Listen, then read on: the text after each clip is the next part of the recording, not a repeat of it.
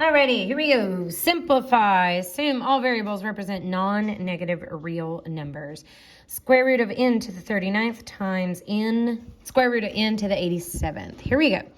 So, anytime you're multiplying things that you're taking the square root, you can rewrite that as a big square root and put those two values under the same radical multiplying.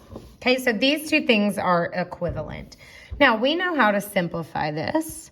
Anytime you take things with the same base and you're multiplying them, you keep the same base, add the exponents. Here we go. We have 87 and 39. Yes, it's a no shame to write it out like this. 9 plus 7 is 16. 9, 10, 11, 12, 126. So this is n to the 126. Okay? So now we need to figure out what times itself gives you this value. We could rewrite this as a perfect square. Hopefully you can see that okay. So what squared gives you n raised to the 126 power?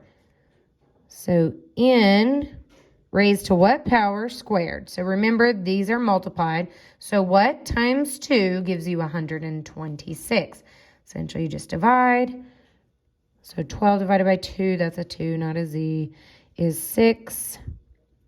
6 divided by 2 is 3. So n to the 63rd power squared gives me n to the 126. So the final answer is square root of n to the 126 is n to the 63rd. Here we go. N raised to the 63rd power.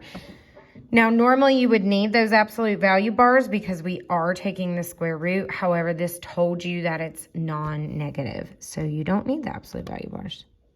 We're done.